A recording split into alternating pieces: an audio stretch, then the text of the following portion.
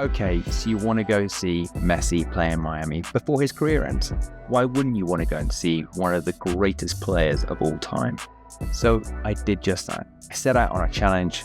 Can I go and see Messi play in Miami for less than £1,000? Stay tuned as I guide you through how I did it, from booking the flights to airport transfers, where to stay and how to get match tickets, how much each item of the journey costs, but most importantly, would I do it again? Okay, let's start with how I did it. Okay, so at the very beginning of all of this, I use Google Flights. I don't know if you're aware of it, but you just type in Google Flights into the search bar and it brings up a way of finding flights that's actually really good and gives you a massive comparison. Now, the cheapest way to fly across the Atlantic is Norse Airlines. And I'm not gonna lie, it's pretty hardcore. Let's just say they make you pay for water. Yeah, let's just regroup on that for a second. It's an 8-hour flight and they make you pay for water. That's about how hardcore it is, but it is cheap. Now, I'd decided to do 2 nights in Miami, Saturday and Sunday, to have a little bit more time to adjust to jet lag before I flew back on Monday, making it doable, and you only really need to take 1 day off work. In Miami, I opted for an Airbnb. This worked out cheaper for somewhere closer to the action in Miami, especially if you're traveling as a group. Ours had a pool, a barbecue, it was clean, it was well equipped, and worked out at £143 per person per night. On the Saturday night, we took in a basketball game. Now, you don't have to do this, but we thought, why not? Why not make it a complete sporting weekend? The game was awesome and very different, and the tickets were actually less expensive than the Inter Miami game at $85 per person.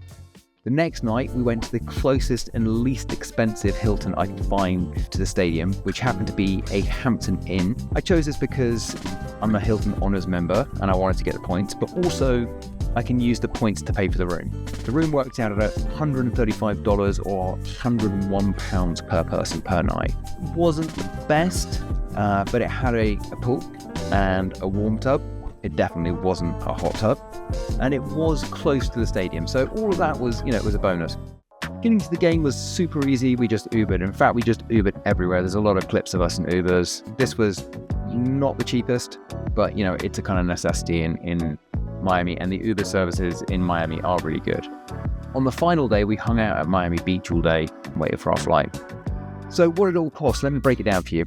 So flights, you can get a Norse flight for between £248 and £400 return, depending on when you book and the season. Ours was £248 each return. The Airbnb, I've given the price per person, and that was £143 per person per night. The hotel on the second night was £101. Ubers, now this is actually really necessary in a city like Miami trying to get around. I think you need to budget at least £350. Food, I'd budget £60 per day and at least £30 for beer or whatever drinks you like to drink per day as well. Into Miami match tickets, they were £150. They're really expensive. And you can get less expensive standing ones, but they quite often have obstructed views. But I felt like, look, we'd come all this way, so why not splash out? I haven't included the Miami Heat NBA tickets. They were £71 each, or the boat trip around the Miami $1 Million houses. This was £188 for a 6-person boat with the skipper and soft drinks included. So overall, I would say you can do it for under £1,000. The total cost for us was £822. That's not including the NBA tickets or the boat. So in conclusion, was it worth it? Well, yes and no. The experience and the adventure, they were brilliant. As you might have seen, Messi never even got onto the pitch. So you need to decide, is it worth the risk for you? It might be.